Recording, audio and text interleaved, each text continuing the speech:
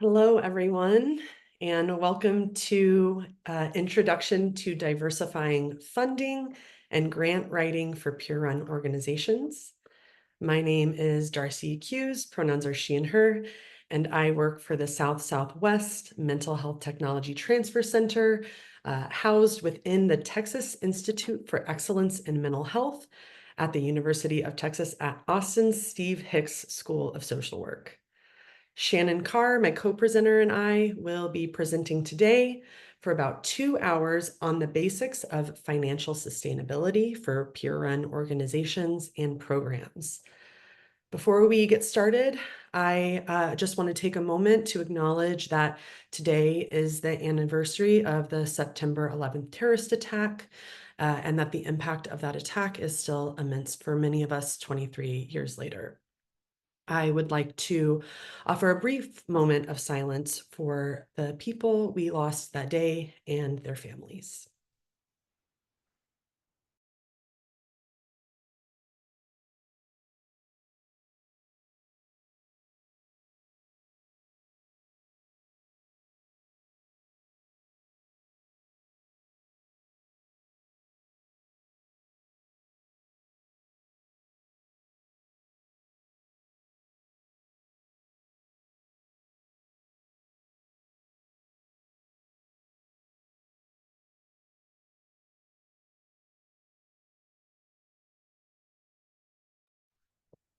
Thank you all for sharing that moment with me. Now, before we dig into the good stuff, let's do just a little bit of orienting to our time here together. So this presentation was prepared for the South-Southwest Mental Health Technology Transfer Center under a cooperative agreement from the Substance Abuse and Mental Health Services Administration, also shortened to SAMHSA. The opinions expressed in this presentation are the views of myself and Shannon Carr and do not reflect the official position of the United States Department of Health and Human Services, or SAMHSA. Funded by SAMHSA, the Mental Health Technology Transfer Center Network includes 10 regional centers and a network coordinating office. The purpose of the MHTTC network is technology transfer, which means disseminating and implementing evidence-based practices for mental health and recovery into the field. I work for one of the regional centers, the South-Southwest MHTTC, which provides technical assistance and support to Arkansas, Louisiana, New Mexico, Oklahoma, Texas, and the tribal communities within this geographical region.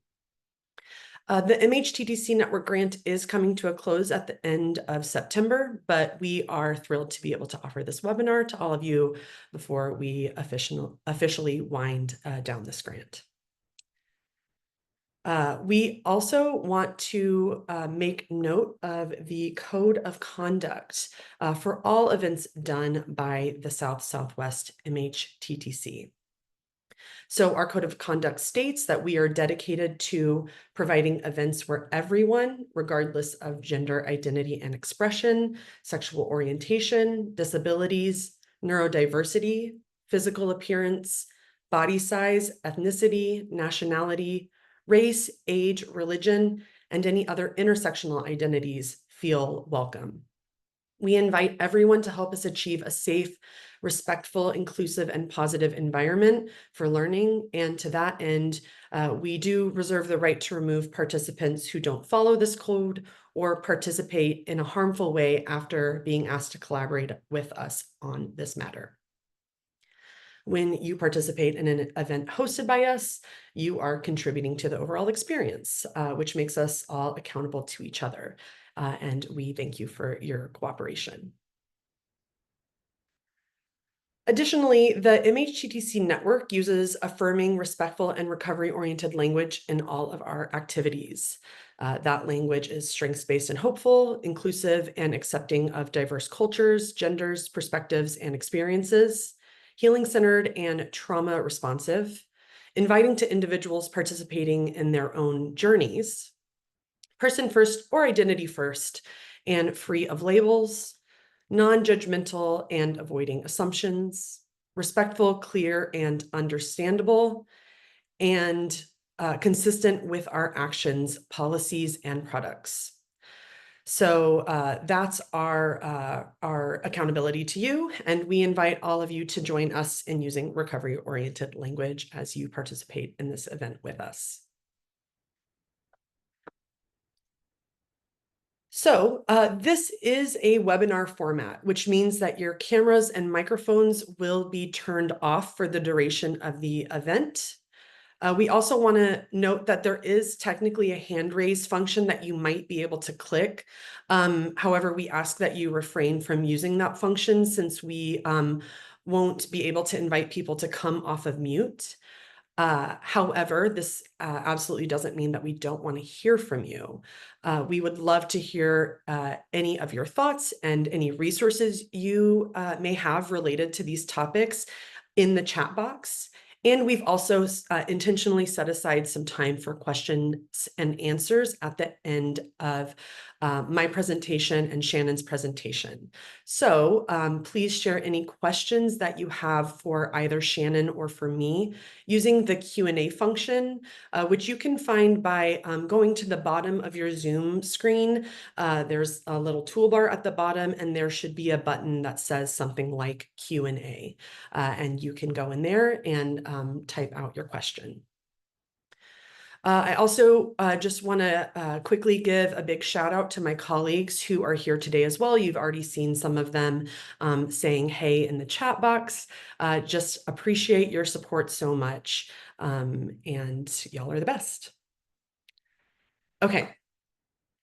I also, before I move on, want to quickly note that if you would like to use closed captions for this event, you should be able to go again to the bottom of the toolbar on your Zoom screen and enable closed captions yourself. Okay.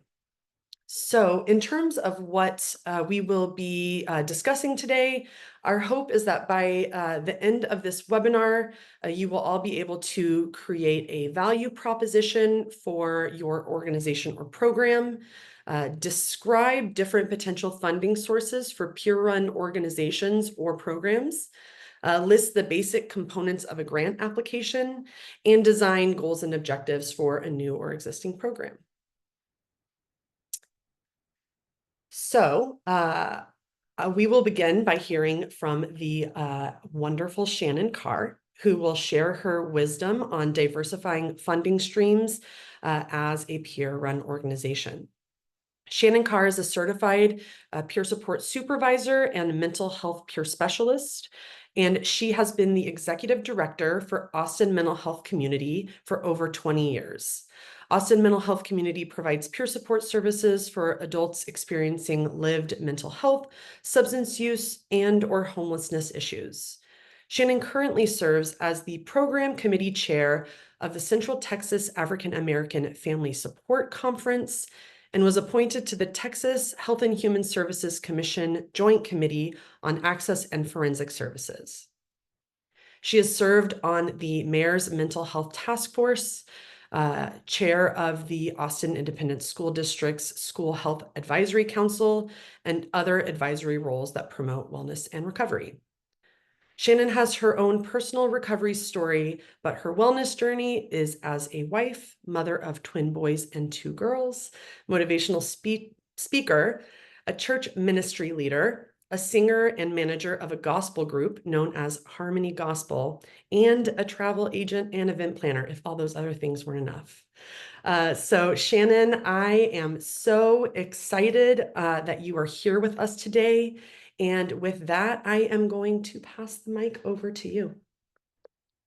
Thank you, and good morning to everybody. I'm so excited that we're able to have this conversation. I know this is a conversation that's sometimes near and dear to my heart. She had mentioned a little bit about who I am and my organization, and I'm honored to be on this journey, to be a part of of peer-run organizations and what they stand for and what they mean. And so in this conversation and what we're doing today, I hope there's something that you get out of it that you can take back and make your peer-run organization stronger and better, and do the thing, just do all the things. So I'm going to ask if Darcy can go ahead and work my slide deck, if that's okay. So Darcy, next slide, please. Now, Darcy has already talked about, who we are and what our organization is, Austin Mental Health Community. We have a little over 1,500 peers that receive all types of services from our organization. And it was something that was built from the need, whatever the need was, but it was also built on what we can handle to be able to give back to our peers. So from a computer lab to one-on-one peer mentoring, all the way to facilitated groups. But then it branched out a little bit to peer supervision, connecting calls, training. It's just whatever our community is needing and abroad. And I want to keep this in mind, that it was something that we felt we were able to handle in order to provide a quality service. So I want to put a little pin in that one so that everybody could kind of understand how we developed our services. Next slide, please. So I wanted to really talk about, what we feel the problem is when we're talking about peer-run organizations and how we are so unique. Contracting with peer-run organizations can sometimes present like a whole bunch of different issues or things, but I want to focus on that we are unique. And peer-run organizations often operate on different principles compared to traditional or kind of hierarchy structures in a sense. And so decisions may be made collectively. I know in our peer-run organization, I have a meeting every Monday with my staff, and we're like, okay, what are we going to do? How are we going to meet this? Let's do this together. So the decision making may be a little bit different when you're talking about a hierarchy structure. We do it as a collective at times. Things may not be clear. It may not be a clear chain of command, although we try to work really hard in making sure that, as you're building, those chain of commands are really kind of set and in structure. But sometimes that can make the negotiation and the decision-making process a little bit more complex. And so we want to make sure that we kind of focus on that a little bit.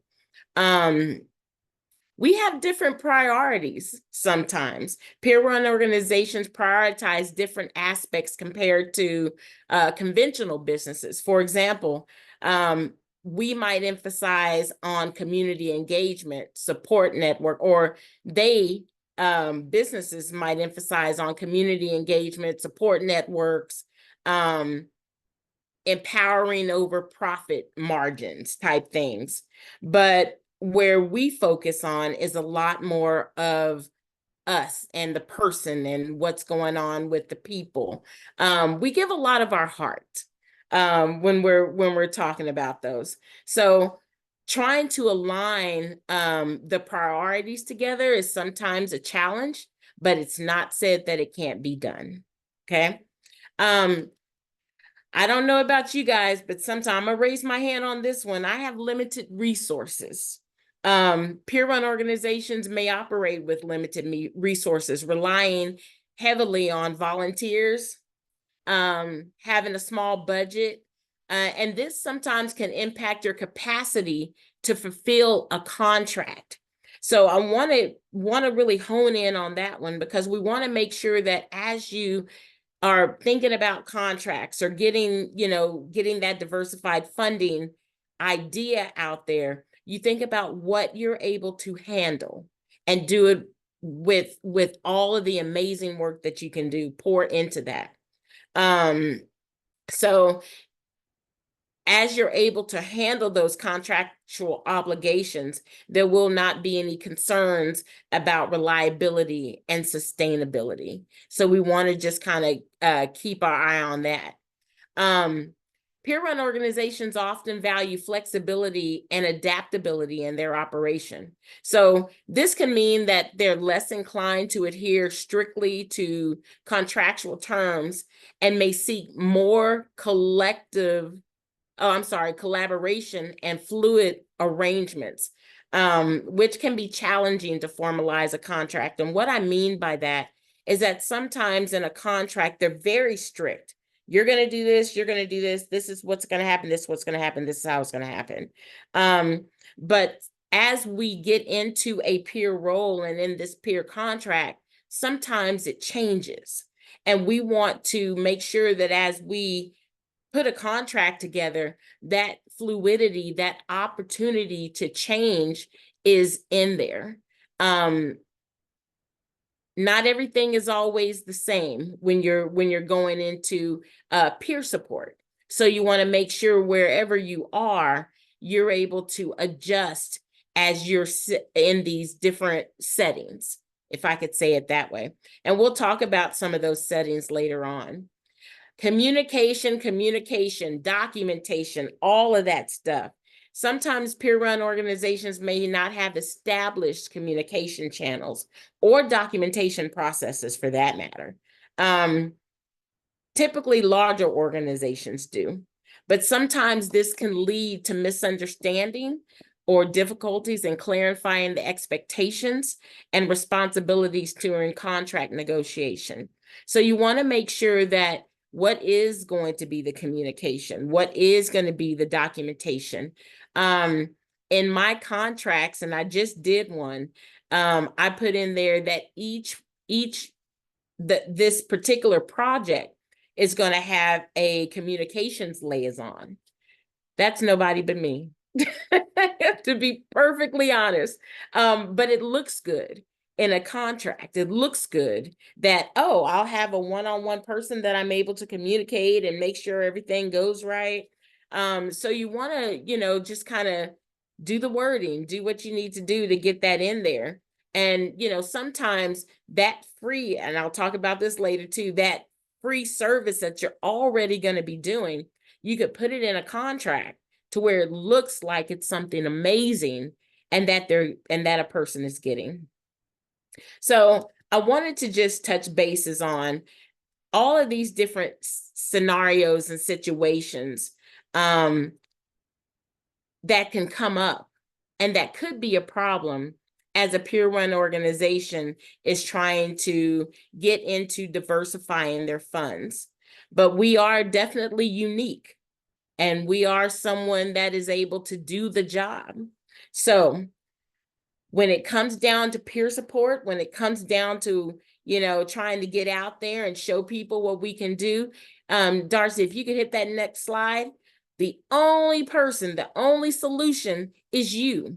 You are the one that is able to get that foundation started. You are the one that is able to get it ready, get it going. Have your community be in a place of wanting peer support, because the more that they want, the more that you're able to get out there. You have to be seen. Next slide, please. This one talks about peer-run organizations have been able to leverage their unique expertise in furthering program participant recovery, promotion, system change, all of the things. We are the strength. We are the people that are able to get the information out there. I know a lot of us sometimes say nothing about us without us. You got to really mean it, right? We got to really be in a place that you are ready to say nothing about us without us. I am humbled to say that as our organization, Austin Mental Health Community, has grown in our community, that it gets to a point sometimes to where I don't even have to write grants anymore. It's people calling and saying, hey, Shannon, can your organization provide? And at that point, I'm like, sure, let me, put together a nice little pitch packet for you, and then let's get it going. So it will get to that point, but you got to make yourself available, and you got to get yourself out there, and you got to start promoting recovery, not only to get the contracts, but being in the place to change systems and to start building your workforce. Next slide, please. So I want to talk about, a lot of times we talk about all the wonderful things that we do. And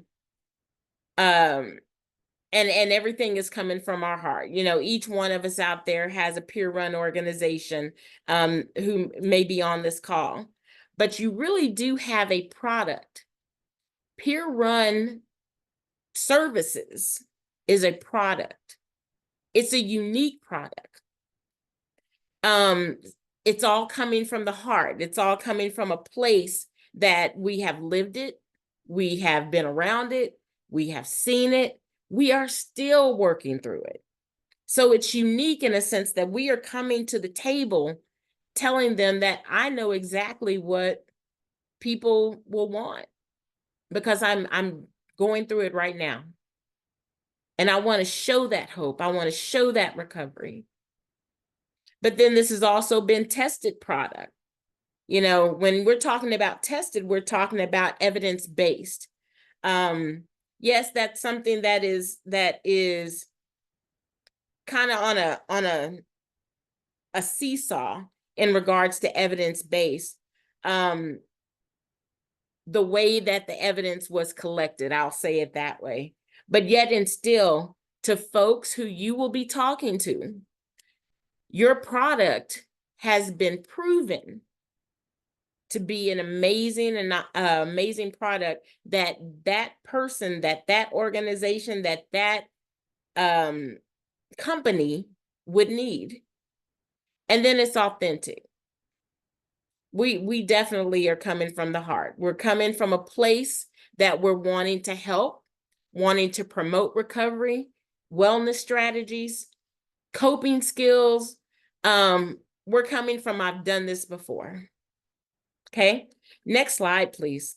So once you get your product overview together, then you want to start thinking about, well, first of all, that is your product, right? Product is peer-run organizations. But what we want to think about is, what are some of the benefits of partnering with peer-run organizations? And you got to throw that information out there. So what do? We aid in expanding and strengthening the peer support specialist workforce. We want to build people into this workforce with good pay, with good pay. We want to reduce stigma. Of course, we want to help people dispel the myths among both organizations and even the broader public. We want people to know that we are okay. People with lived mental health, substance use, or homelessness experiences, we are here to help our peers so that you can see hope. You can see recovery. It's not always what is shown. So we also want to facilitate the development of trusting partnerships with other communities, treatments, and support systems. So we want to go into other places and let them know about what we do. This is how a peer-run organization is structured. This is how we work. And this is what we can provide for you. And then we want to help people envision different employment opportunities for people with mental health and substance use. There are so many different opportunities out there that we can plant our feet in when we're talking about diversifying funding. So we'll be able to look at that in a little bit and see what that looks like. How are we going to be able to get into a place that never ever thought that they could have peer support, but it can definitely be something that's going to expand their organization and be able to help deliver a product that that works. Next slide, please. So let's talk about some of the funding streams. I know that this is where we're getting ready to hit home. I'm getting ready to reel it in a little bit when we're talking about diversified funding. So there's a lot of different funding streams out there. I'm just going to give you a couple of them. Next slide, please. If we explore the different funding models, we're looking at figuring out what suits your organization goals, needs, and capacity. Okay, there's many ways to generate income from your nonprofit or LLC. Donations, you're looking up here, donations, sponsorships, membership fees if you have that, events, merchandise, social enterprising, crowdfunding. There's all sorts of ways that you're able to bring in different ways of income. But each funding model has its own advantages and disadvantages. And what you need to do is consider or weigh them out. Weigh them out. Be careful before you choose which way you want to go. Some factors to consider are how much time is it going to take? Let's just go with fundraising. Sometimes fundraising, the planning in itself is so much. And then when you get down to the actual fundraiser, it's not making as much money as you have already poured into it. And I'm going to say with time, let's just consider with time. So how much money, how much time is put into it? How much money is going to have to be put into it? What resources do you need to implement whatever model you decide to choose? How consistent and predictable is the income? Does it align? How aligned is the model with your mission and values? That one right there is the one that sometimes it gets kind of watered down because we start looking at, oh my God, this is going to bring me so much money. But what you end up doing is watering down your values and watering down your mission. And we don't want to do that. So really look at these models and ask those questions. How will the model affect your relationship with your beneficiaries, with your partners, with your stakeholders, with the people that are already receiving your services? So as you look at these different models, whether it's grants, whether it's contracts, donations, a private donor program, fee for service or fundraising, whichever one, consider those questions. Okay. Next slide, please. So what are some effective strategies to diversify your funding sources and reduce dependency on grants? That's the one right there. And I could tell you right now, I'm going through a little bit of a thing because we're trying to figure out how to bring in another $80,000 when our grant is expiring in less than a year. So trying to really understand that, yes, I know grants aren't always going to be around, but you want to still keep that program going or keep that service going. So how do you do that? If you run a nonprofit organization, you know how challenging it could be to secure enough funding to sustain your mission and provide impact in your community. So for me, relying too much on grants can make you vulnerable to changes in donor priorities and policies and even in the budget. So that's why it's important to diversify your funding source and reduce the dependency on grants. You never know. You just never know. Usually at the beginning of a grant, when I do get one, if it's for a year or 2 years or 3 or 5, whatever it is, the idea is the minute you get that grant, start looking at how to diversify that funding, how to bring in the money once that grant is gone. Okay. Next slide, please, Darcy. So let's look at how we build relationships with diverse funders, okay? You want to make sure that they share your vision and your values. And diversifying your funding sources just means reaching out to different types of funders. Now, different types of funders, what do you mean by that, Shannon? Okay, well, I'll tell you. Different types of funders. You're looking at individuals, you're looking at foundations, you're looking at corporations, governments, international agencies. You're looking at all different kinds of companies.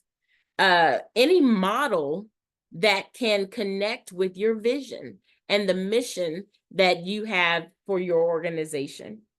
Each funder has its own criteria and expectations and preferences, and you need to tailor your communication and engagement strategies accordingly. You can't go in to a foundation and talk about, certain things and how you're wanting to do things at your organization. You're wanting to build service. You're wanting to build your service product, your service delivery product. But this foundation is only about brick and mortar and giving you a place to live while you're doing all the service. So you're wanting to make sure that you tailor what the conversation will be around that funder, around what they are looking for. They got preferences, and you need to just know those so you can engage properly. Some tips to build relationships with diverse funders. Do your research. I'm telling you, that is the best thing to do. And identify the best prospects for your organization. Remember, I said earlier, not all money is good money. It may be big money, but it may not be something that you're ready for. And you want to stay true to your mission and your values. Okay. You want to demonstrate your impact and value by sharing your story, sharing your data, and getting and your feedback. So we have a newsletter, and our newsletter, we always focus on responses that our members, people who are receiving our services, have given us in the past 3 months. It could be something that we heard and we said, oh, John Henry. Oh, and I'm going to use John Henry probably a lot, by the way. It's a fictitious person. But John Henry, I heard that you said blah, blah, blah, blah, blah. Would you mind sending that in an email to me? And would you mind if I share that with other people? So if you ever go on our website, or if you ever look at our newsletters, you'll see that sometimes we just have those things there, So we want to make sure that you do your research, that you share all of your stories, your data. It's at the end of our fiscal year. And what I normally do at the end of our fiscal year is compile all of my data, all of the numbers, right? All of the numbers, and be able to put that into something. And then I send that to everybody. I send it to our donors. I send it to our members or the people we provide service to. I send it to everybody so that they can see that what we're doing is of value. Okay. So you want to do your research. You want to share stories.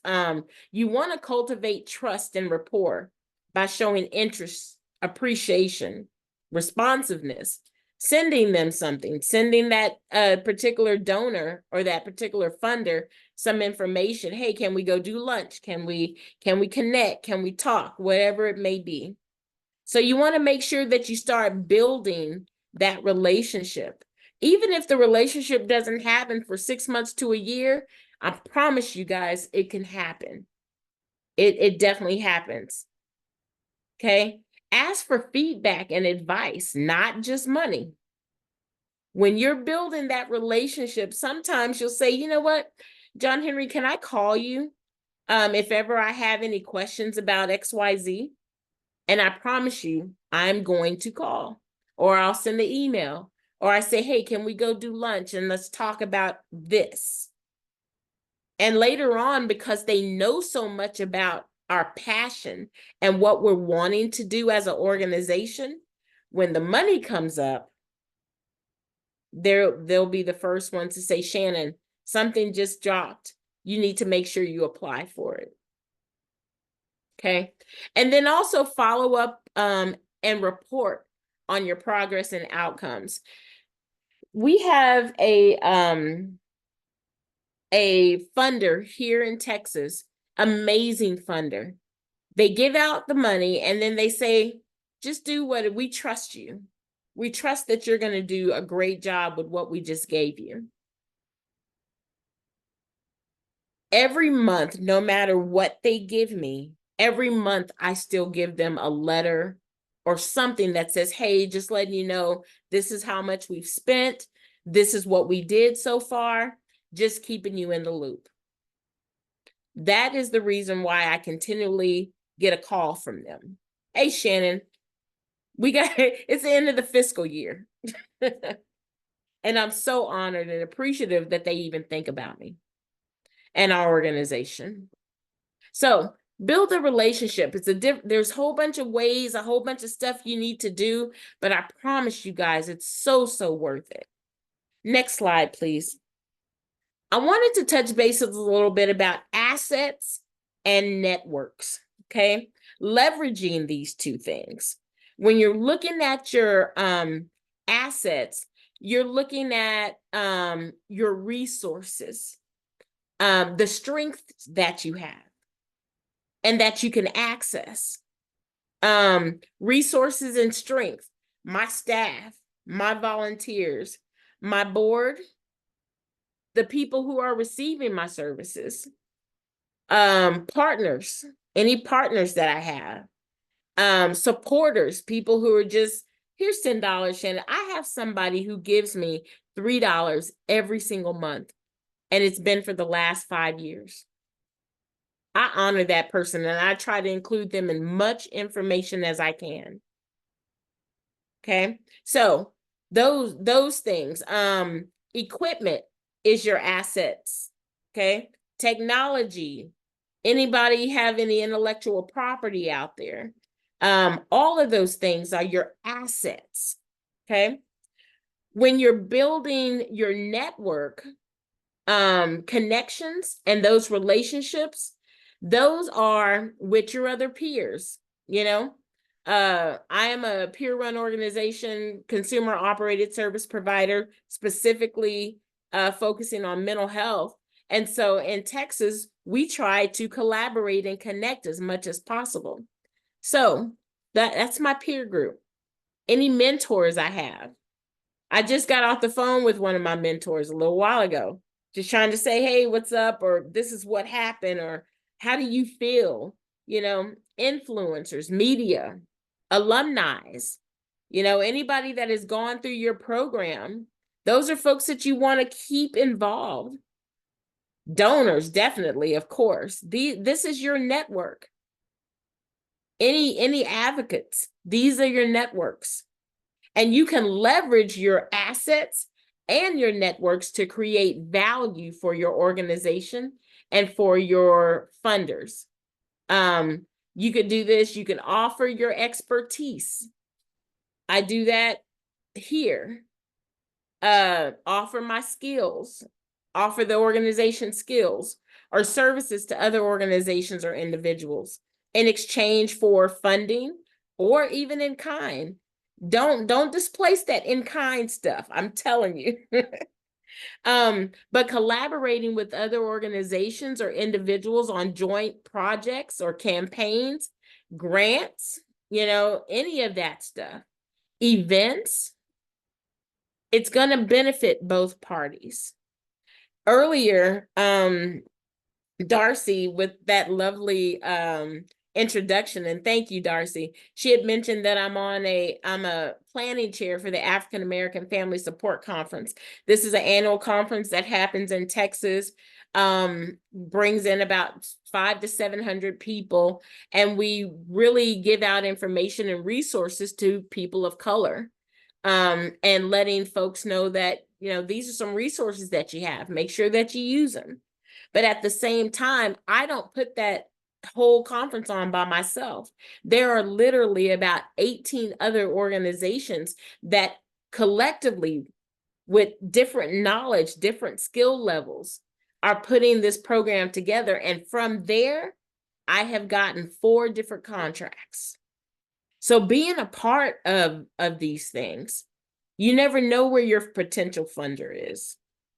Showcasing your work and impact through various channels and platforms, social media, newsletter, blogs, podcasts, webinars, even awards. So these are ways that you can really hone in and utilize what you already have. And in some of these ways, with your assets and your networks, it's really very little effort that you would have to put into it. Okay. Next slide, please. I want you guys to think about being innovative and adapting to the change in circumstances and opportunities that arise. When you're talking about diversifying your funding source, it requires creativity, it requires flexibility, but mostly resilience, okay? You need to be open to new ideas, approaches, even partnerships that can help you achieve your mission and goals. So you also need to be ready to respond to challenges and risks. You know, that's the scary part when we talk about it, in all honesty, trying to be outside of the box. No, I'm comfortable right here in the box. My TV is here, my food is here, my drinks are here. I am comfortable right here in this box. But we need to start expanding ourselves so that we can get out there, be innovative, adapt.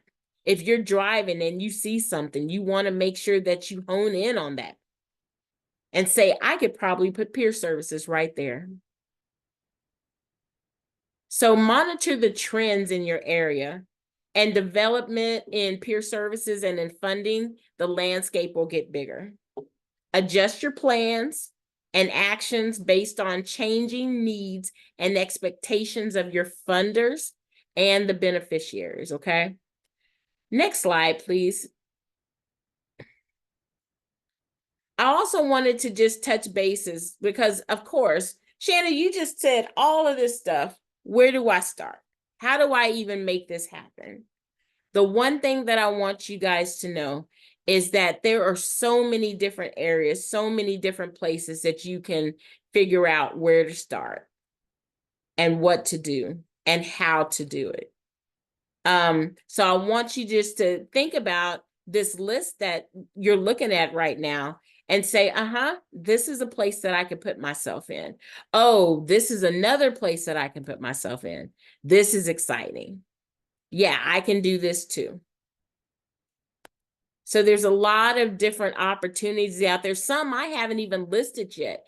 Go ahead and put some in the chat if you want to. Let's help each other out. We're from so many different states and areas right now. So if there's something that you see on that list that is not there, go ahead and list it. Go ahead and list it.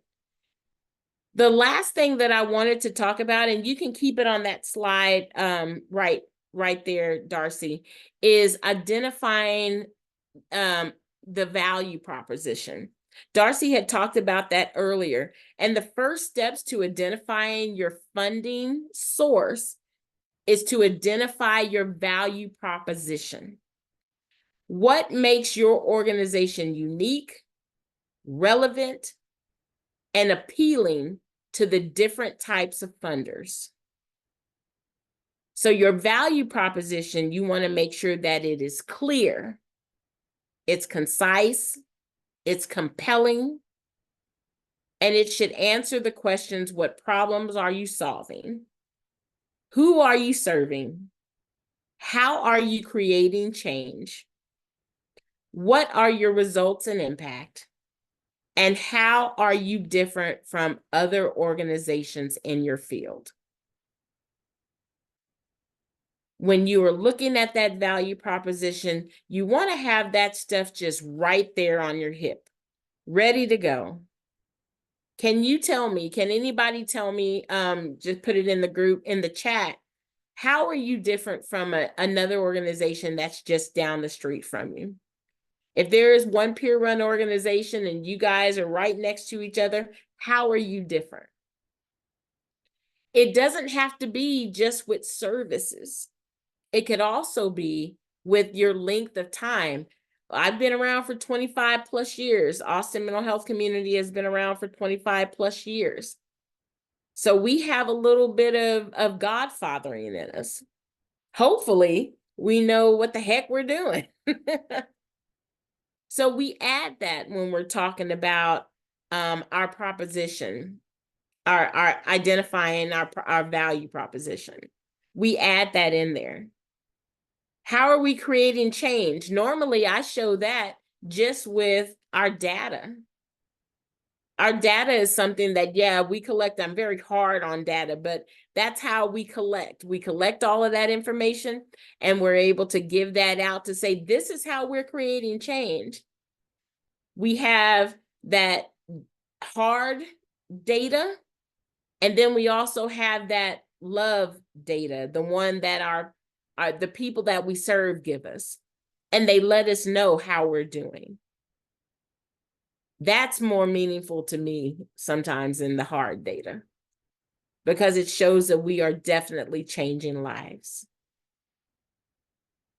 So, what makes your organization unique? And are you problem solving in your community? What is the change that you're making in your community? Yeah. So I want to close my time by just letting you guys know that I truly appreciate being here, and I'm so thankful, so thankful that you've allowed me to just speak for a little bit. I am definitely available. If you could do that next slide for me, Darcy. Thank you so much. I am available. My information is there. Give me a call, send me an email. I'd be happy to help support in whatever way, because we really do, as peer-run organizations, need to look how to diversify our funding. Grants, they're amazing, but we also need to think about the sustainability of our organization and what that looks like. And I hope I gave you guys a lot of great ideas on how to make that happen for you and your community. Thanks so much.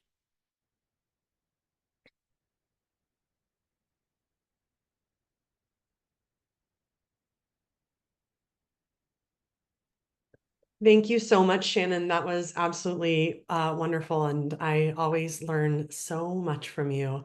And it is, I'm so glad that we're kind of doing these two presentations together because, right, that financial sustainability and diversification of funding is so critical, and grants do play, right, a part of that ecosystem.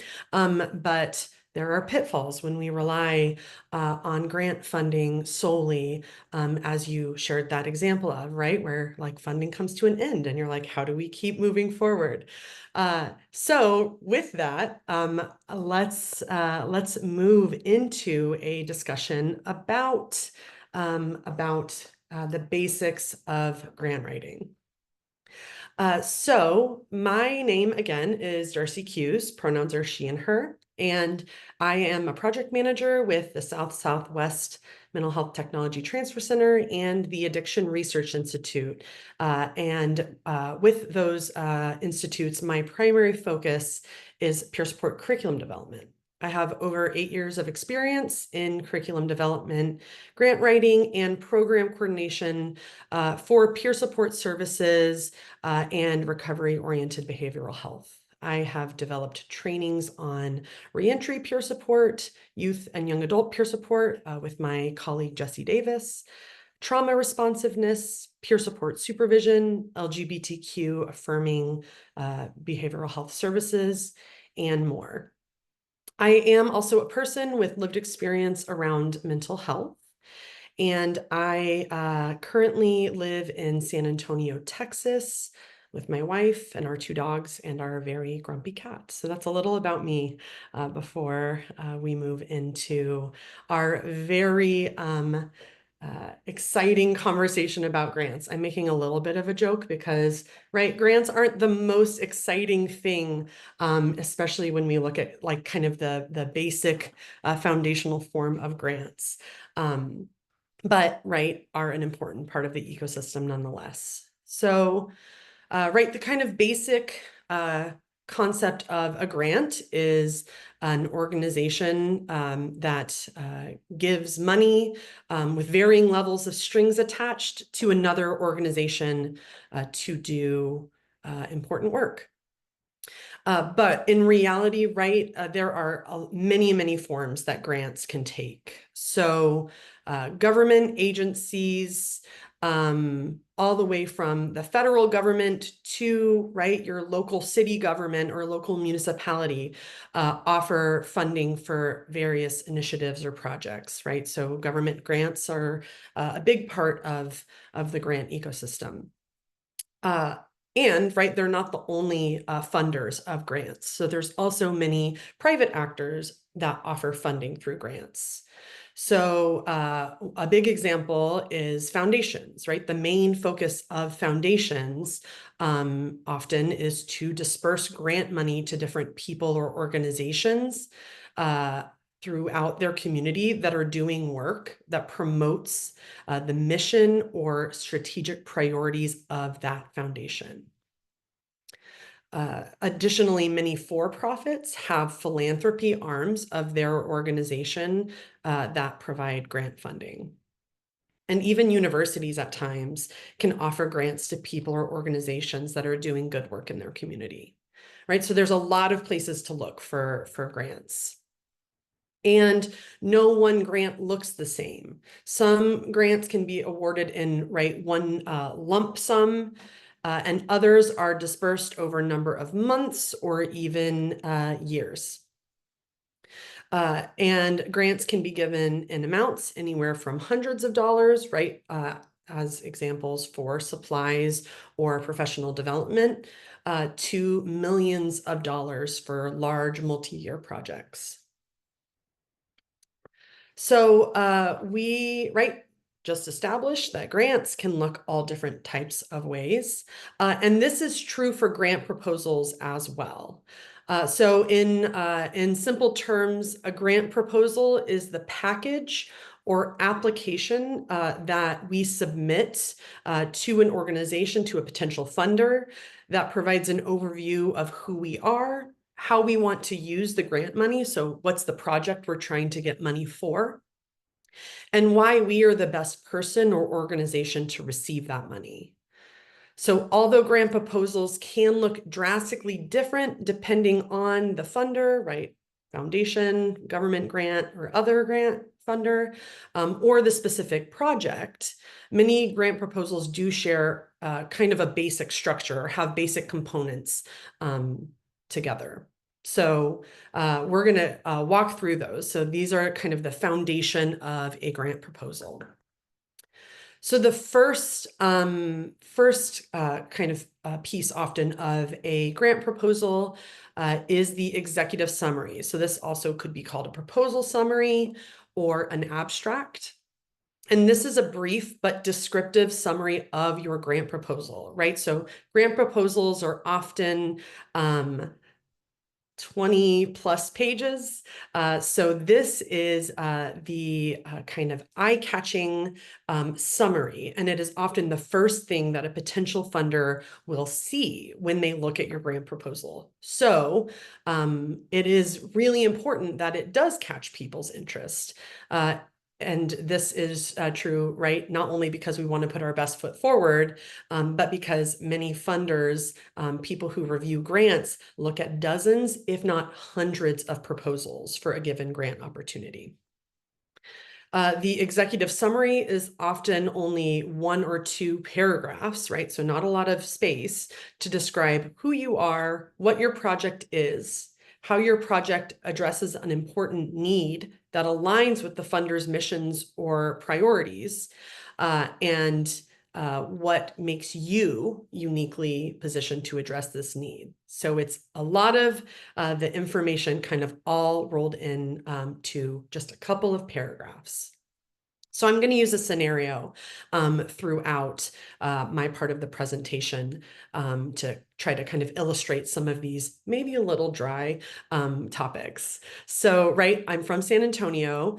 And so if I'm applying to a foundation for grant money to allow me to create a peer support program in San Antonio, for example, in high schools, my executive summary should concisely tell the reviewer of my proposal about my organization, a few descriptors about my proposed program of putting peer support into San Antonio area high schools, the problem or need that would be addressed by adding peer support in local high schools, and why my organization is the best one to implement this program.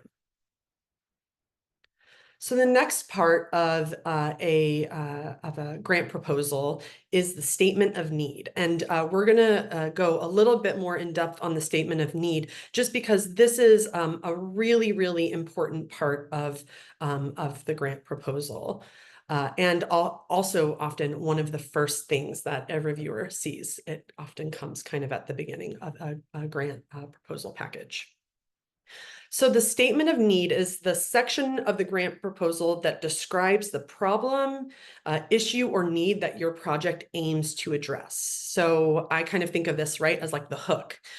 People need to know why they should care about your program or your project. If you don't show a compelling need for your project, then funders won't necessarily have a clear reason why they should fund your project over the myriad of other ones that have been offered to them. It's also helpful in this section to show that there is a potential solution that addresses the problem or the issue, and that, yet again, we're always bringing it back to like, what's our value proposition? Like, why are we the ones best positioned to address the problem? So when we're thinking about drafting up a statement of need, there are a few questions that we can ask ourselves. So first, what is the need or the problem? So right in my scenario, I want to put peer support programs into San Antonio high schools. Well, why? What is the need or the problem? I did a quick Google search and immediately found a page from the CDC that shows that 40% of students in a recent study stated that they experienced persistent feelings of sadness or hopelessness, right? So that's a problem. Almost half of young people are stating that they experience persistent feelings of sadness or hopelessness. Obviously, those are part of like the spectrum of human experience, and it indicates that there may be an opportunity to provide additional support to young people.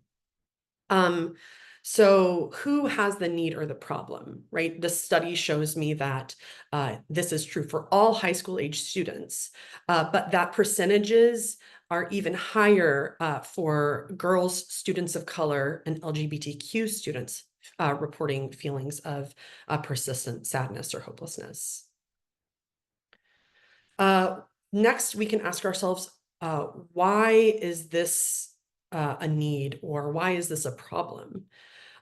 So I may need to look into more data about what may be the underlying reasons for this issue, right? Is it bullying? Is it a fear of gun violence? Is it something else? In reality, right? It's probably like a very complex mixture of many things. But I can show why, why this is an issue that's happening in the first place. Then, I can answer the question, what will happen if this need or problem isn't addressed? So I'm offering to my reviewer that there's an urgency to solving this this problem, or at least creating meaningful responses and meaningful solutions to this problem. So in my scenario, right, there's also data that shows concerning rates of suicidal ideation and attempts in young people, especially LGBTQ youth. So if we don't start making meaningful responses at supporting young people who experience persistent feelings of sadness or hopelessness, we will continue to lose young people, right? So that's a pretty big kind of information about why it is a problem if we leave this issue of young people experiencing high rates of feeling hopeless and sad unaddressed. Right, so I've laid out like what is the need, what's the problem, but now I have the opportunity to connect it to my project. So how does my project address this need or problem? Right, and there's a lot of research on the benefits of peer support that shows that peer support increases self-esteem and confidence. It increases, right, senses of hope and inspiration. It increases engagement and self-care and wellness. And these are just a few research points, right? But they all go to direct responses to feelings of sadness and hopelessness, at least those feelings in isolation. So a peer support program in high school has the opportunity to support young people as they navigate their lives at school, a place where they spend most of their day.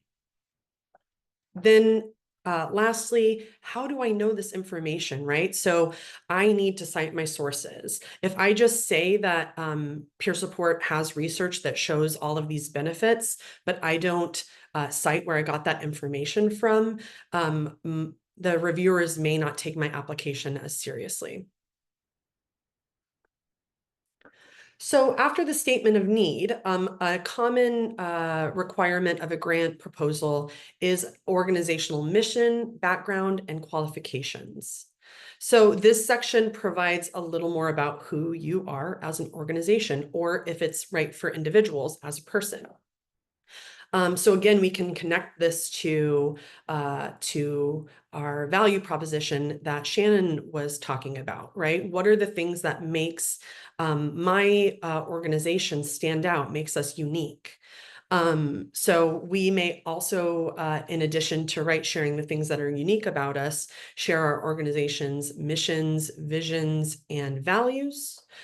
We can provide background information about our organization, right? Like the history of our organization, the programs or services that our organization provides, our organizational makeup, right? So like our org chart, and details, again, connected to that value proposition of what our organization does or has that makes it uniquely qualified to implement this project. This may also be the section where your funder wants to hear about your organization's financial sustainability. So it's all connected, right? This ecosystem is connected. Depending on the size and type of the grant, funders may not want to award money to an organization that has no clear plan for financial sustainability or a history of diversified and consistent funding, right? I may not want to give your organization $4 million if there's no indication to me that you will be able to continue on after the grant ends. So that's another big reason why this conversation about financial sustainability is so important. Okay, so next is the goals and objectives, and this is where we start to get into our program narrative. So this is the meat of the grant proposal, which is kind of a funny metaphor for a vegetarian, but stick with me. So at this point in the grant proposal, we're really starting to lay out a blueprint of what this program or project is and the outcomes that we hope to accomplish. The goals and objectives section paints a picture for the funder of the broad and specific outcomes that you will achieve by the end of the grant period. So we're going to go through this a little more specifically because it is such an important part of a grant proposal. So first, let's start by looking at what a goal is. So for the purposes of a grant application, a goal is a broad statement of what you wish to accomplish with this project. So this should connect to your kind of lofty vision of how your community will be positively impacted, which means that it also needs to connect to your statement of needs, right? I don't want to create a goal that has nothing to do with the problem or need that my project's trying to address. It needs to be relevant.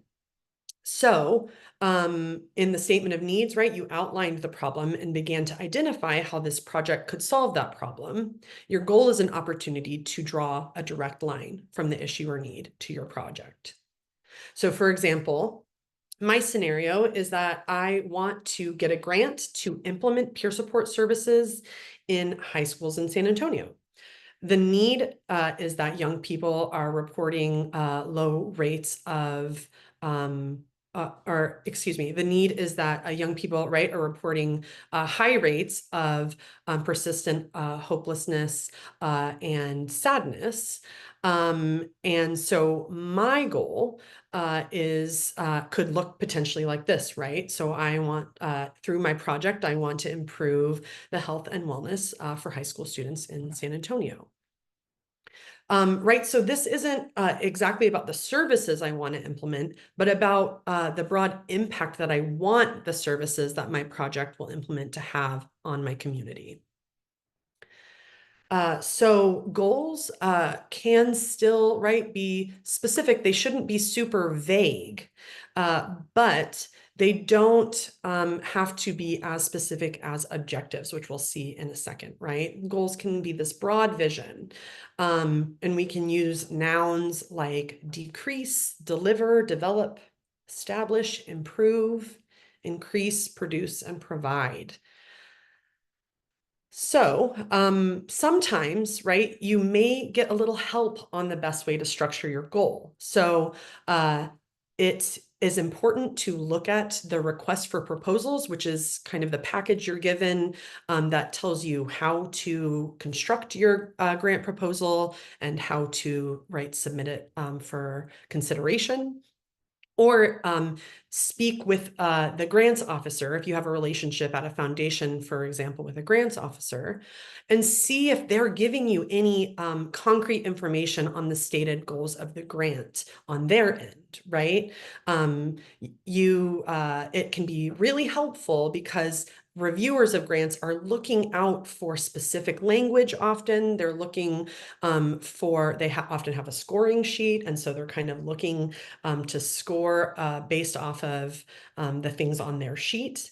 So when we see language that states the goal of the grant on the side of the funder, it can be helpful to implement that into our grant proposal, right? It's like sometimes a little bit like gamifying, right? We're trying to get as many points as possible so that there's a higher likelihood that we are awarded our grant. So next, we can look at objectives. So objectives are statements that describe expected program outcomes and how they will be achieved. So, right, if our goal is our lofty statement about the big impact of our project, our objectives are the narrow, precise, concrete, and measurable statements that lay out how we can tell if we are making progress towards our goal. So objectives help us identify markers of progress and measures of success. There are two forms that objectives can take. So first, we have process objectives, and these measure like the important, really big milestones for a grant. So for example, we can see that in my scenario, my process objective is that I will implement peer support services in 3 public high schools in San Antonio by March 31st, 2025. right? This objective offers a clear marker for when an important milestone, which will be implementing those peer support programs into high schools, will be achieved. There are also outcome objectives, which measure the results or outcomes of the project. So outcome objectives are incredibly important for grant applications because they show a measurable marker of our success towards our goal, right? If my goal is to increase the health and wellness of high school students in San Antonio, my outcome objectives show what it looks like to actually start making that improvement, right? Starting to reach my goal. So my outcome objective would be something like that I will increase wellness and connection scores of participating San Antonio high school students by 25%. So when we are constructing our objectives, it can be helpful to keep an eye for whether our objectives are short-term, medium-term, middle-term, or long-term objectives. Some funders may want you to provide all three types of objectives, showing what progress looks like along the way. But if we only have a few objectives to share, which is often the case because page limits are real and they are challenging to meet sometimes, we may want to err on the side of focusing more on medium and long-term objectives, especially outcome objectives, since those paint a broader picture of what our project will accomplish. And I would say a more compelling picture often. Short-term and process objectives can instead be reflected in our strategies and activities section or our evaluation section, which we'll touch on in a second. So you can see that my objectives, right, they look similar in their sentence structure. And this isn't by accident. To create clear and compelling objectives, we can look at using a certain tool or process, which y'all may have heard of before, called SMART, so SMART objectives. So I am going to quickly move through what the SMART acronym stands for and how it turns a vague objective into a really concrete and compelling one. So the first S, or I should say the only S in SMART stands for specific or strategic. So, right, specific is the who, what, when, where, and how. We want to make sure that our objective is concrete and gives the whoever is reviewing our grant a clear understanding of what we're trying to do, what we're trying to accomplish.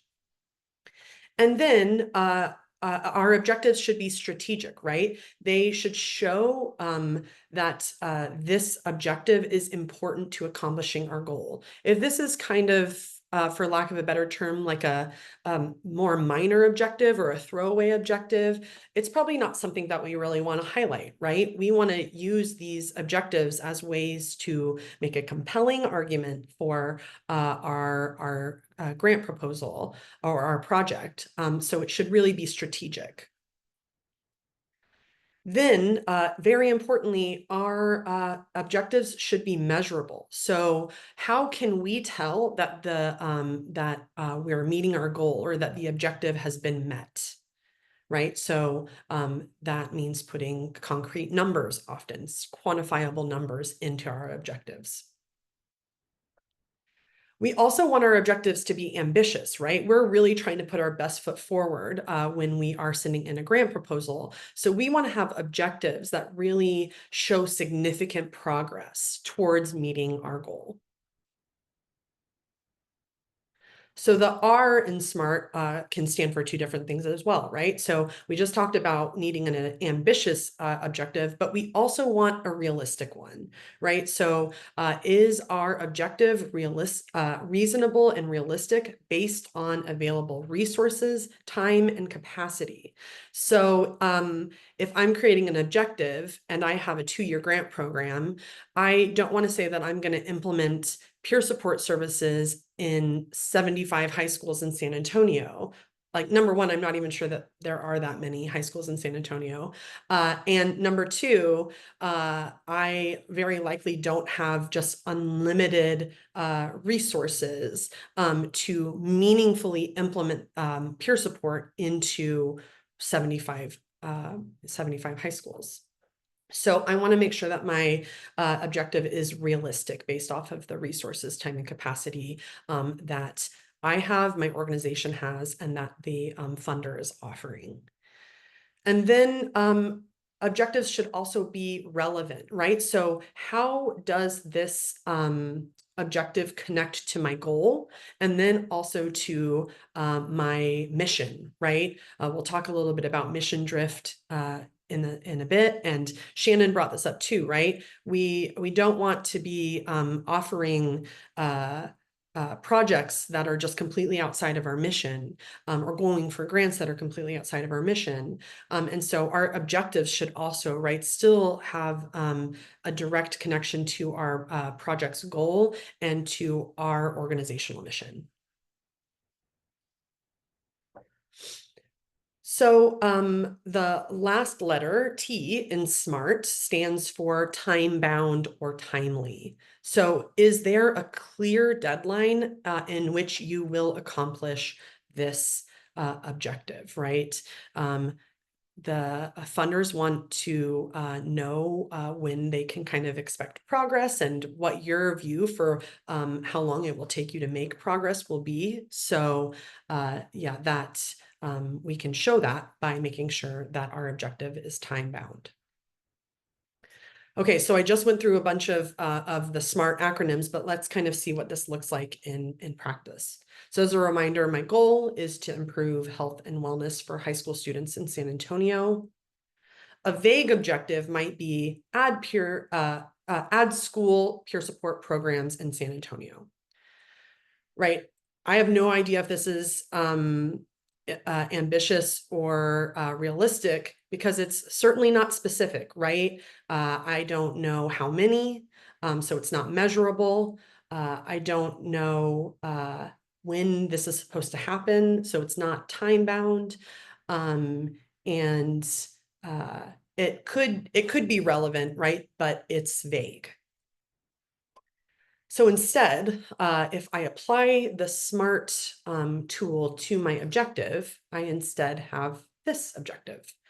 By March 31st, 2025, implement peer support services in 3 public high schools in San Antonio.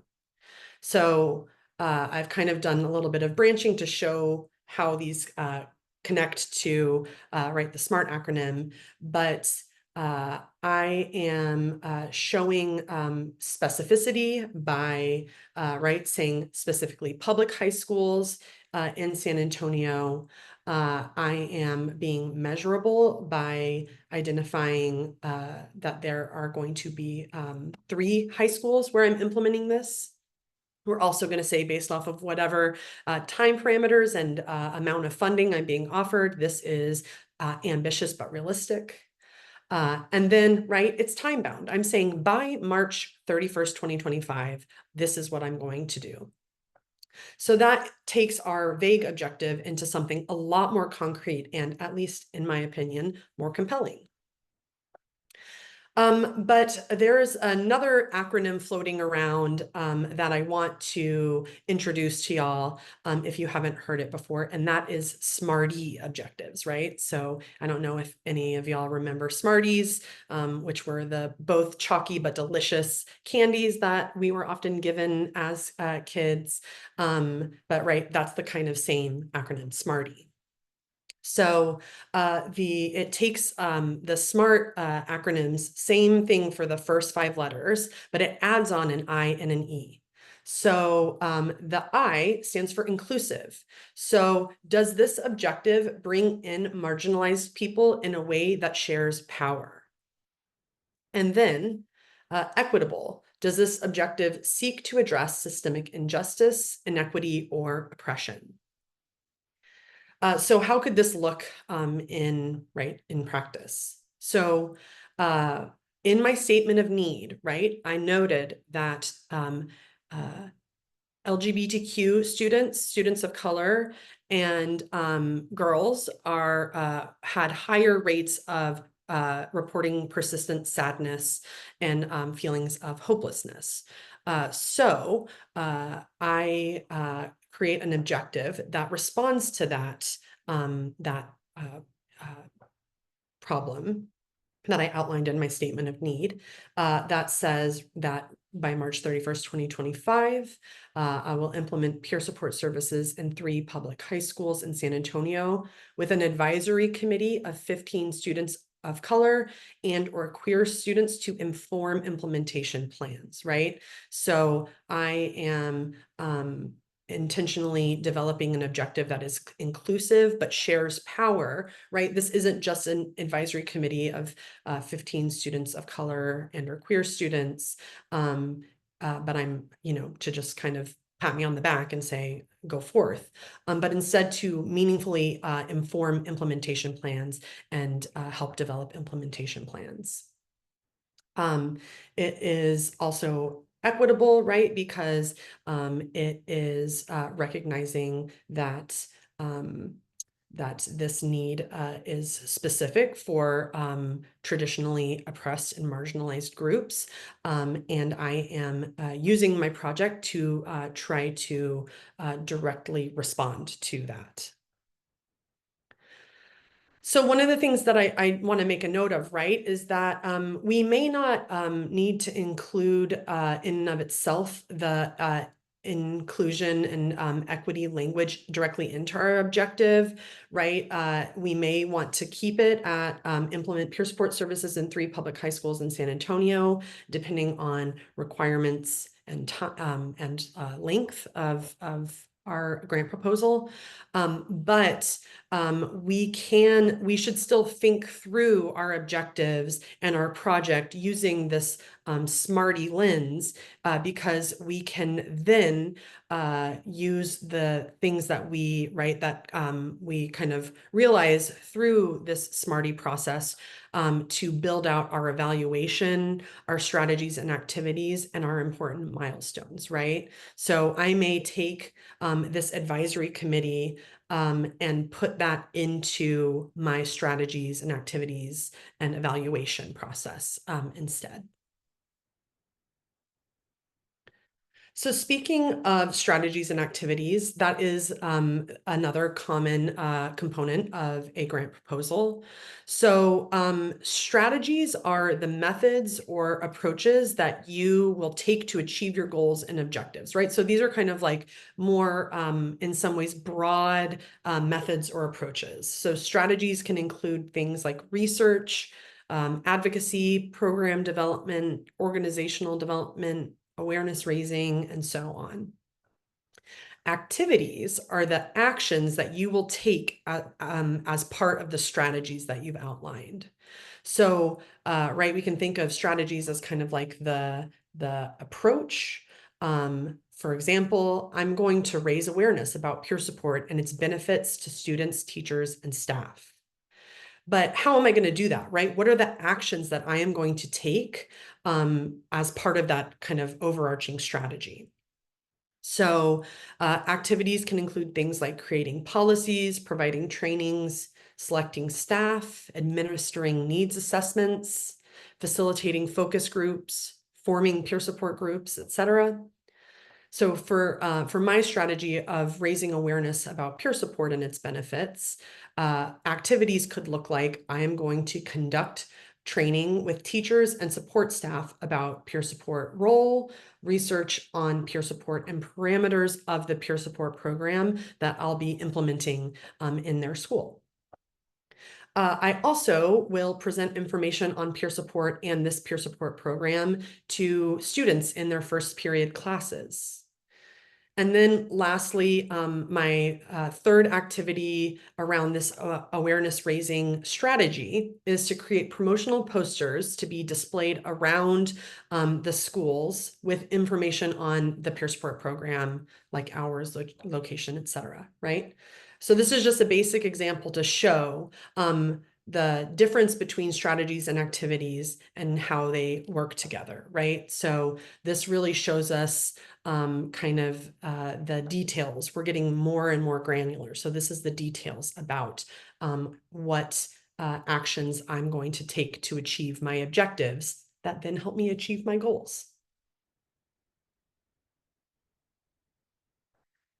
So then funders often also want a timeline, right? So they want to know that you have a clear plan for how to meet your goals and objectives in the time period that the grant covers.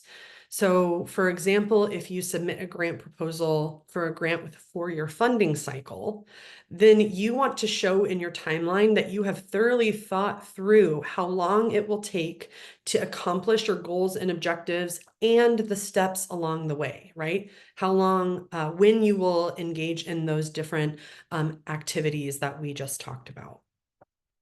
So in fact, it can be helpful to structure your timeline around your strategies, activities, goals, and objectives.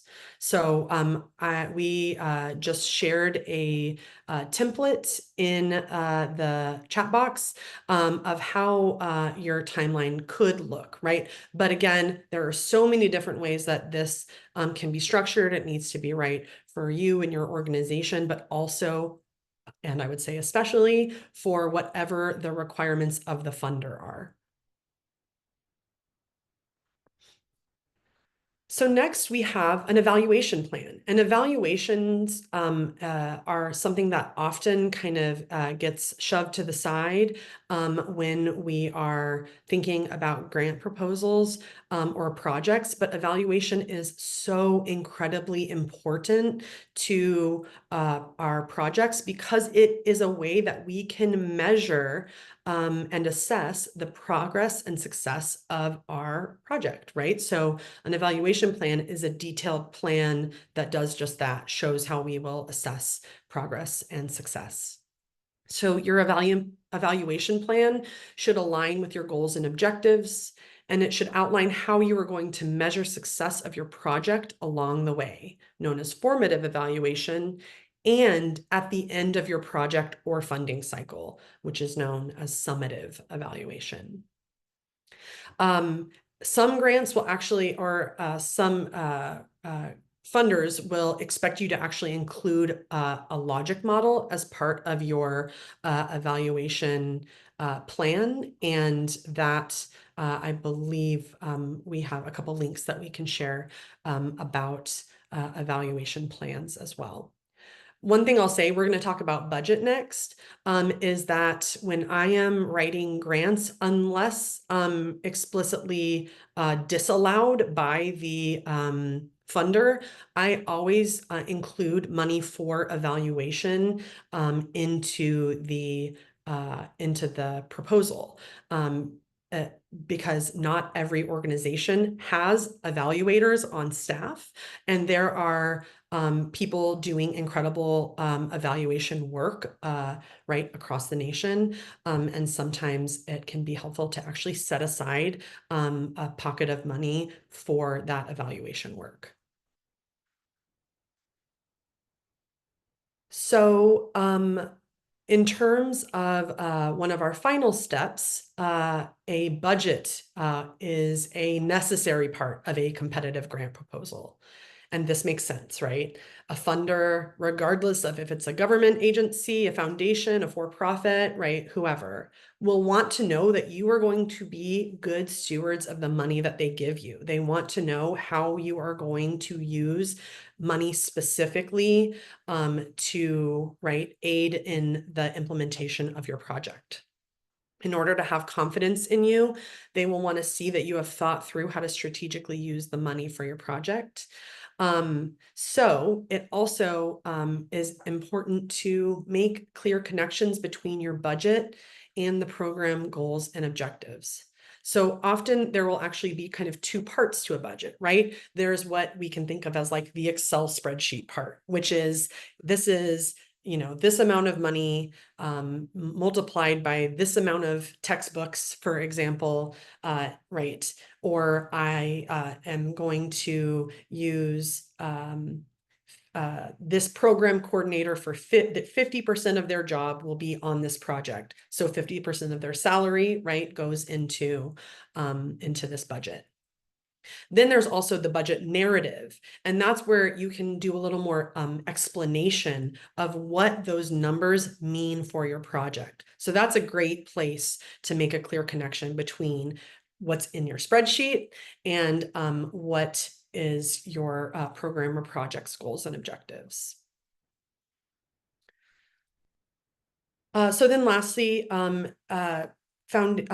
grant proposals often include a section on key staff. So in this section, you will list out the names and qualifications of the staff members who are instrumental to implementing your project, right? So if I just mentioned that program coordinator, that is going to be 50% on FTE on my project. I want to talk about who that person is and why they are a strong person to be coordinating this project. Right, so this includes anyone who will have a role in the administration, management, and coordination of the project. It can also include key partners, right? Key community partners that you will work with to provide some service or role as part of the project. So we can think of this as organizations where we may have a memorandum of understanding, right? Which is a letter that says, I've committed to working with this person on their project if this grant is awarded, and here's what I'm going to do.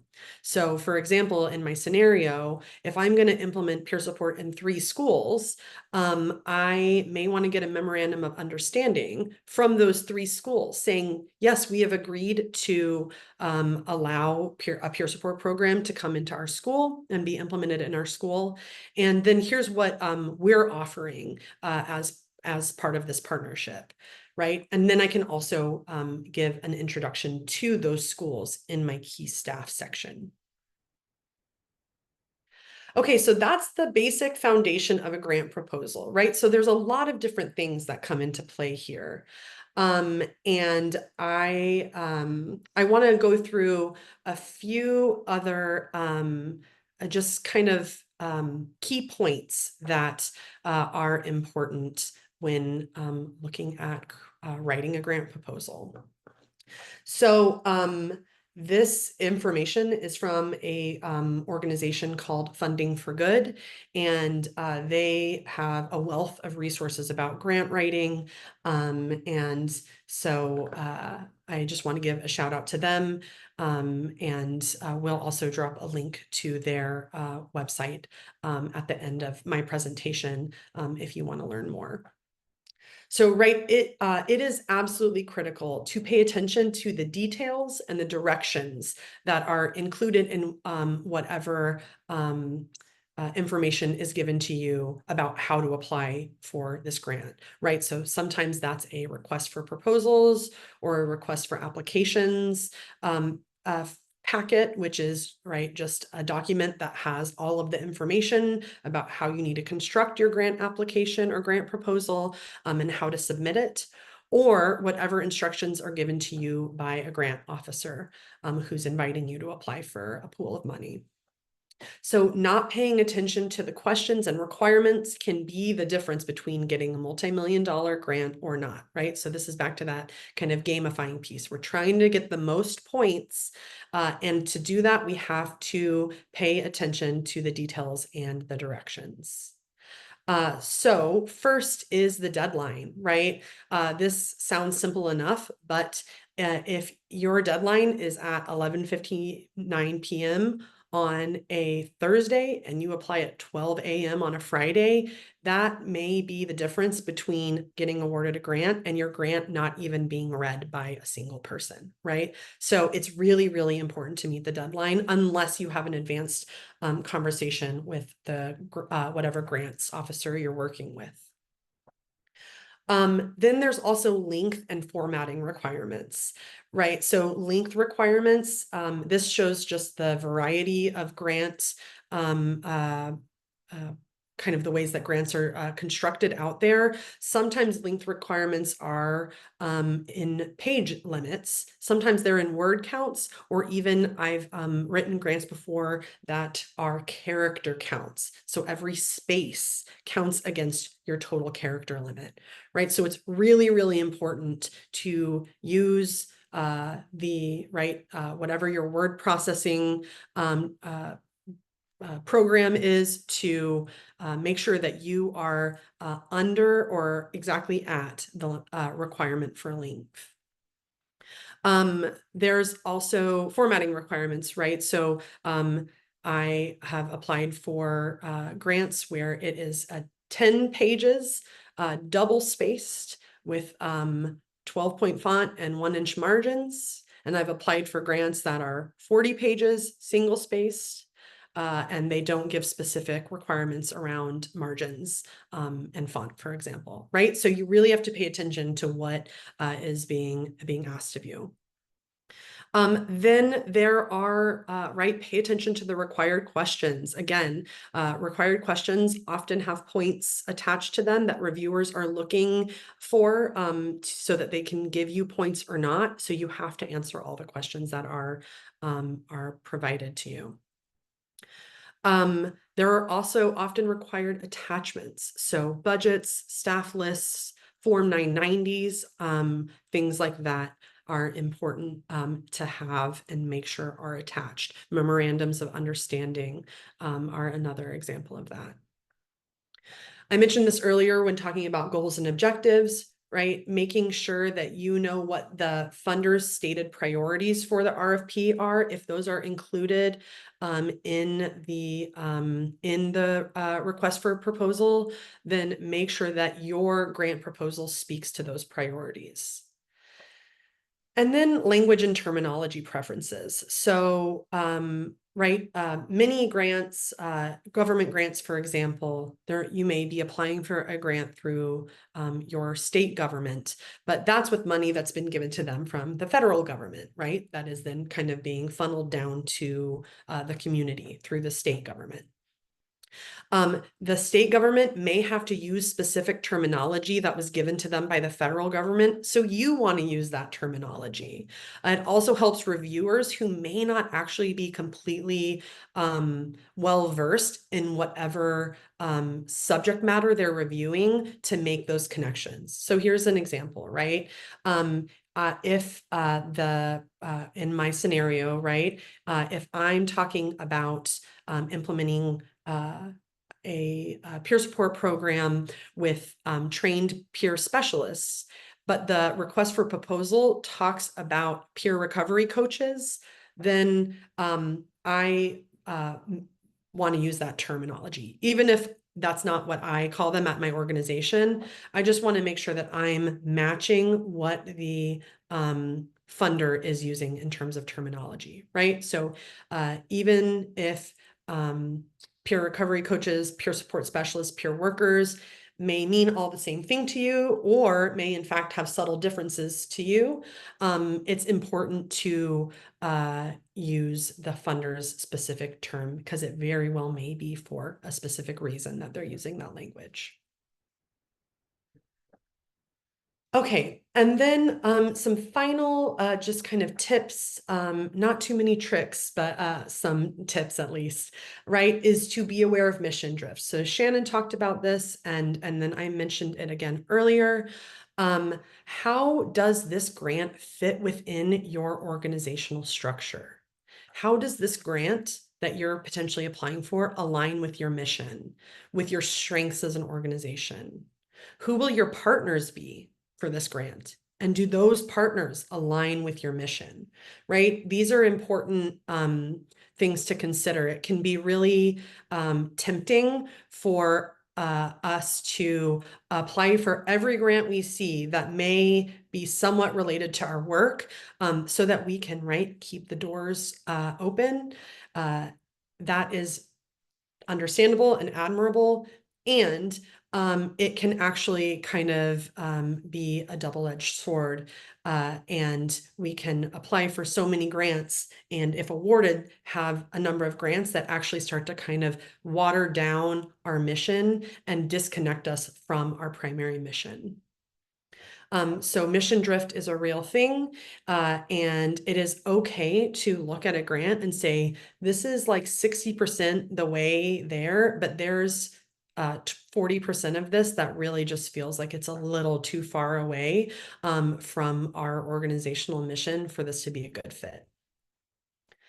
So then, we can look at creating a strong template, right? Building a strong template, looking back at those different kind of foundational components of a grant proposal. If we have a project that we know we want to do, or that we're already doing and we want to expand, it's not a bad idea to, kind of create a boilerplate template that talks about the goals and objectives, talks about the strategies and activities, and so on. But I say that with a big caveat, right? Grants have very different requirements and expectations. So you have to be really careful about treating any kind of pre-drafted sections as plug and play, because you may be missing out on the questions that you need to answer that are specific to that funder, this is like a big eek. You accidentally leave in a previous name of a different funder you've applied to, or the wrong number that's associated, like ID number that's associated with the grant you're applying for, right? So you have to be really careful about copy and pasting anything. But it is okay to, kind of build a strong template as long as you really have a careful eye. There are some things, that are going to be pretty uniform across whatever grant you apply for, that it isn't a bad idea to offer or get ready early, right? So this is like your organizational chart, Form 990, any existing budgets or statements of financial health, your board of directors bylaws, a list of the names of your board of directors, and so on, right? Those aren't really going to change across different organizations you're applying to for grant funding. So those things are good to have early so that they're at the ready. Then it can be helpful to get a second pair of eyes, right? To have someone review your grant for you before you submit it to a potential funder. I am a professional writer, and I very often will miss things that I've looked over 100 times, and there's a typo there, and I don't see it until the 101st time. So having a second pair of eyes is just helpful, not only for typos, but maybe there's something that made sense to you that just doesn't make sense to someone else, and you can resolve that before you send it in for review by a funder. Right, then it's okay to ask for feedback. Some grant funders will actually offer feedback if a proposal has been rejected. And this is kind of making lemonade out of lemons. We can take a rejected application as an opportunity to learn and adjust our proposal. And a potential funder may even say, if you make these edits, we invite you to apply again in some given time, or there's another grant coming up and we think you'd be a good fit for that. And then I feel like the word of the day is ecosystem, but remember that even this grant cycle of funders and grantees is an ecosystem. One time I heard someone say, remember that that foundations and funders need you as much as you need them. And that feels like a little, at first I was like, is that true? Because I really need money to do my work. But they really need to give this money out to people who are doing good work and going to be good stewards of their money. So it is an ecosystem, and instead of being afraid to reach out to foundations or afraid to apply or ask questions of grant officers, remember that they're there to make sure that money is put into the hands of people who will use it well. And then lastly, I see that this was dropped into the chat box. Thank you so much, Mordecai. Where to learn more, right? There are a lot of ways to learn more about grant writing. I have used these two books throughout the time that I've done grant writing.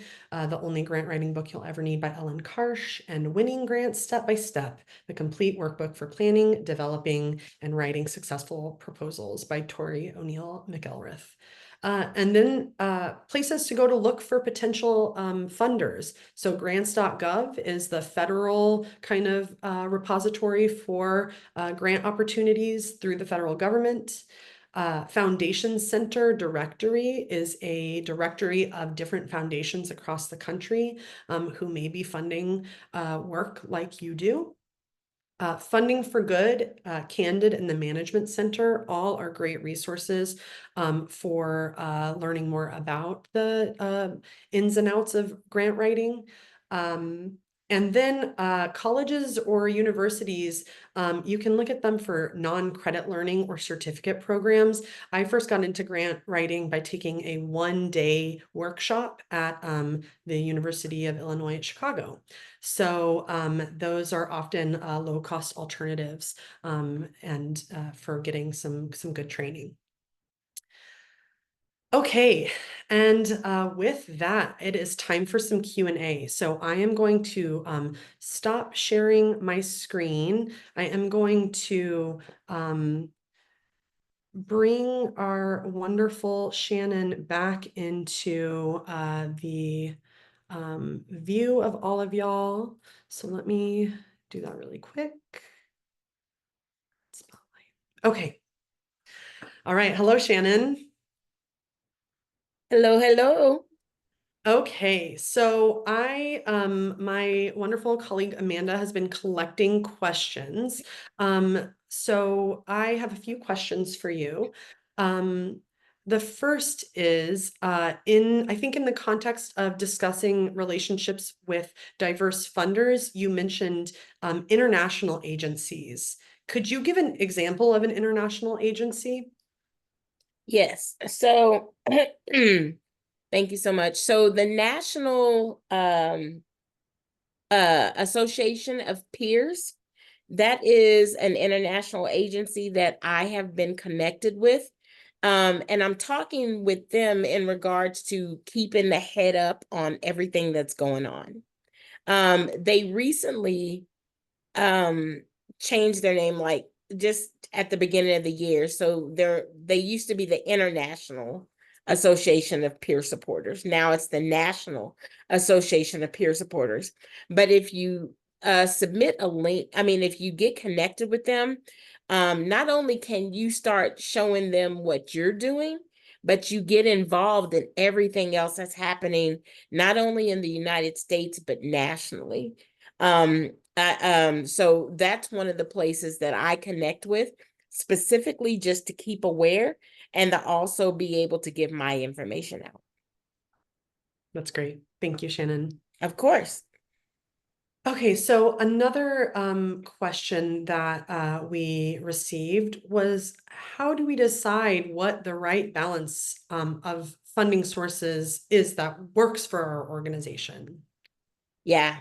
I thought that was a great question because you really have to look at what your organization can do, your capacity in its sense, your assets, all of those things come together in figuring out, okay, now where do I go to be able to market?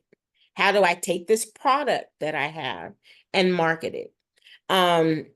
One of the examples that I gave is I found out in discovery through data, through talking with the people that we serve, through my staff, through our board, through stakeholders.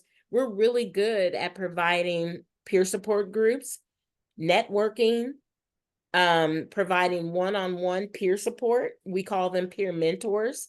And then we also just recently started peer supervision. Have been doing it for 19 years, but now it's just a thing in Texas. So so we also do peer supervision.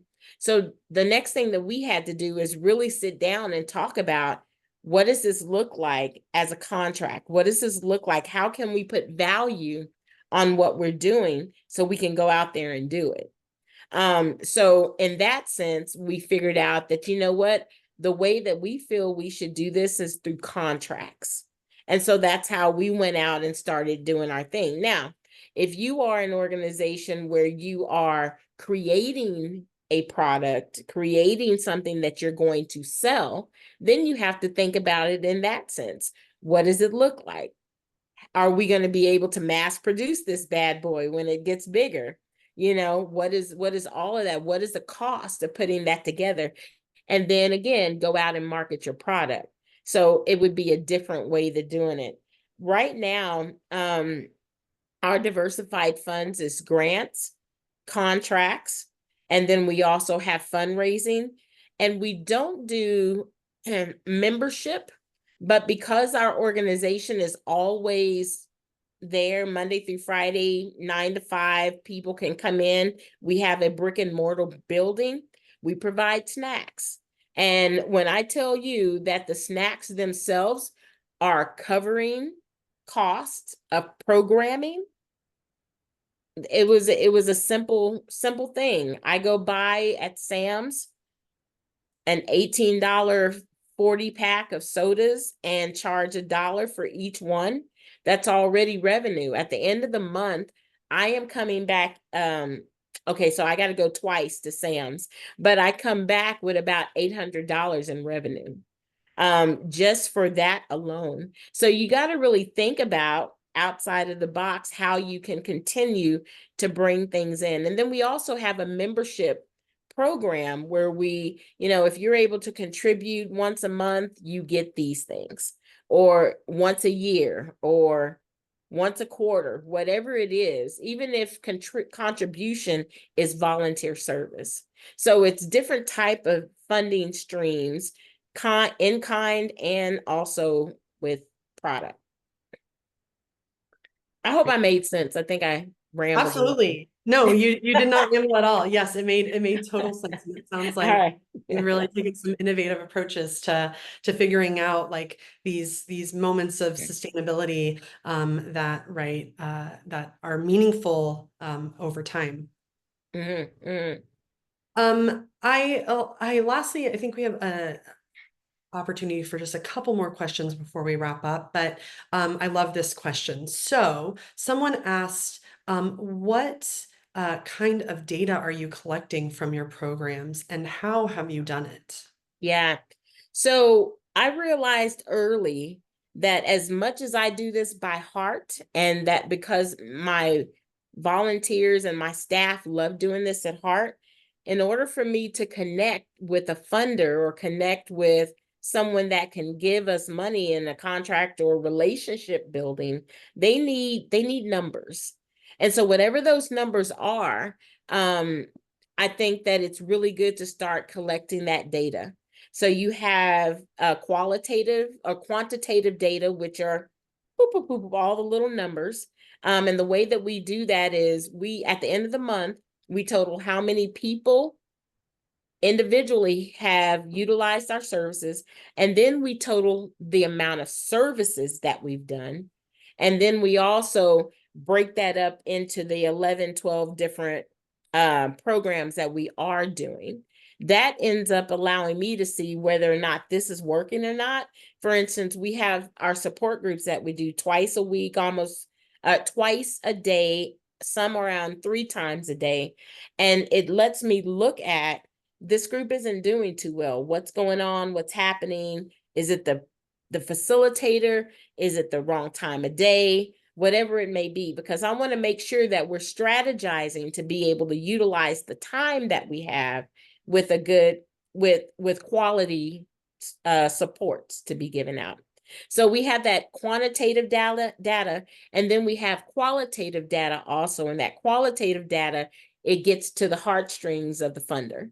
So we worked with Time H, which is an organization here in Austin through UT, and they helped in-kind contribution they helped put together a survey that is amazingly developed to give us not only what I'm looking at, like what people are getting from us and what we're missing, but also it shows that qualitative data of I'm here because they treat me like a person and not, you know, a medical prescription in a sense.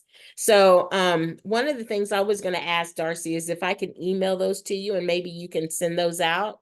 I don't know Absolutely. if you can. Perfect. So I'm hoping that you guys will be able to see that. It was amazing information that we give. Connect with your folks, market, manage, partnership, all of those things, because something like this that they turned out for me would have been upwards of maybe $3,000, $4,000, $8,000 to be able to do. Yeah, and we absolutely will send out a link for folks to be able to download some of the resources that we've put in the chat box, and then obviously anything that you want to share with folks, Shannon, we would love to include as well. And I just want to make a note. I'm so glad that you brought up that difference between like quantitative data, like the numbers, and then qualitative data, the stories, right? Because that is that can be such a huge asset for grant writing too. So when you, if you have a program that you're either trying to expand or implement a new program, but you have another great peer support program, for example, that you've already done, that putting those numbers into your grant proposal can show the impact that you've already had, but that qualitative piece is so important. So having a story from someone who has received support at your organization, for example, that can show, right, the heartstrings, the heart place of what the work that you do offers, the impact that it has, is so powerful. And so that is a great consideration for grant writing as well, is including both that quantitative data, but also the stories. Absolutely. All right, y'all. So I am gonna go ahead and wrap us up. I know there were a couple of other questions from both Shannon's presentation and mine. I know someone asked where they can find out more information about the curriculum that I write. So the website for the Texas Institute for Excellence in Mental Health has examples of some of the curriculum that I've written. And you're also always welcome to reach out to me as well. And then formative evaluation versus summative evaluation. I'll just quickly summarize that. So formative evaluation is measuring the progress that you've made, the success along the way of your grant, right? So if you have a 4-year grant, that's evaluation of years 1, 2, and 3, maybe. A summative evaluation, right, is the sum of the whole grant. So the entire, the impact that your entire 4-year grant has had, for example.